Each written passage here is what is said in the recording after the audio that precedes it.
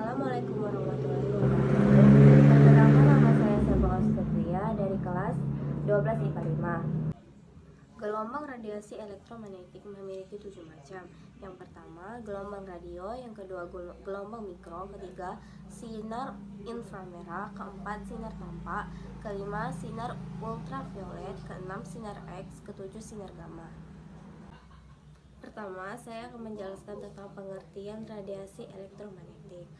Radiasi elektromagnetik adalah kombinasi medan listrik dan medan magnet yang beroscilasi dan merambat melewati ruang dan membawa energi dari satu tempat ke tempat yang lain.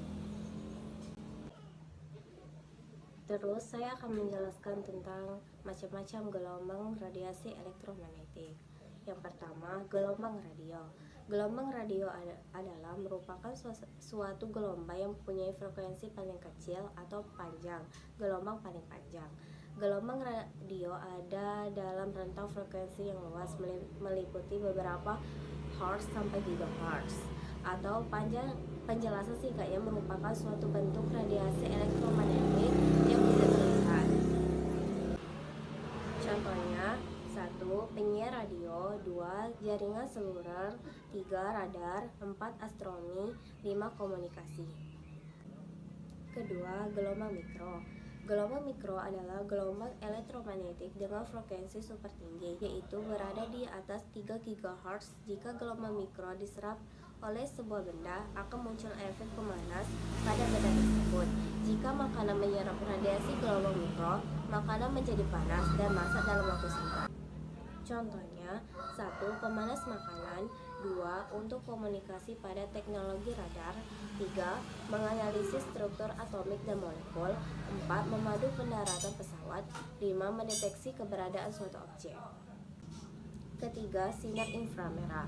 Inframerah adalah radiasi elektromagnetik dari panjang gelombang lebih panjang dari cahaya tampak, tetapi lebih pendek dari radiasi gelombang radio, namun berarti bawah merah.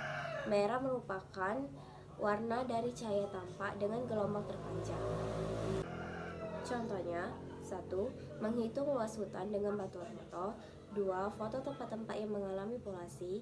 3. Remote control. 4. Penyiar radio. 4. Sinar tampak. Tentang radiasi elektromagnetik yang dapat dilihat oleh manusia. Panjang gelombang yang terkait dengan rentang ini adalah 380 hingga 750 nanometer, sedangkan rentang frekuensi sekitar 430 hingga 750 terahertz.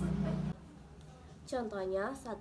Pemanfaatan sinar laser, misalnya pada bidang kedokteran, pelayanan, industri, astronomi, fotografi, elektronika, dan komunikasi. 2.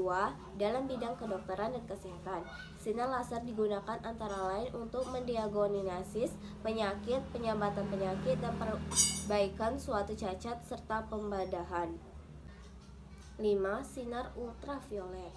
Sinar ultraviolet adalah radiasi gelombang elektromagnetik yang berasal dari matahari. Sinar ini tidak bisa dilihat oleh mata, namun beberapa hewan seperti laba, burung, dan kupu-kupu bisa melihat sinar UV dengan jelas. Tidak semua sinar ultraviolet yang berasal dari matahari bisa mencapai permukaan bumi. Lapisan ozon berhasil mencegah sinar ultraviolet tertentu untuk mencapai bumi. Contohnya, jenis radiasi sinar ultraviolet ada 3 macam, yaitu UVC, UVB, dan UVA.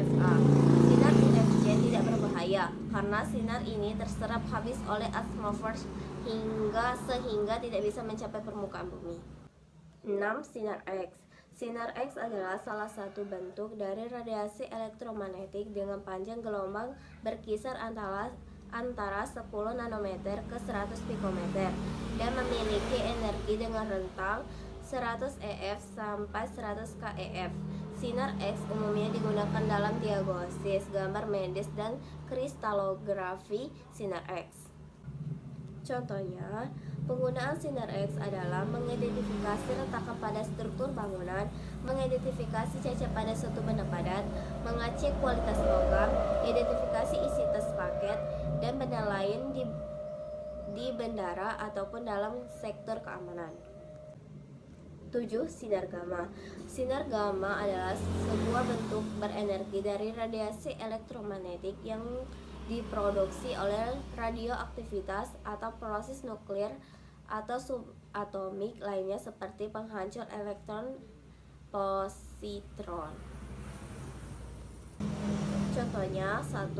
Sterilisasi peralatan medis di rumah sakit. 2. Pasteurisasi melalui iridasi bahan makanan tertentu. 3. Leveling atau pengukur ketebalan.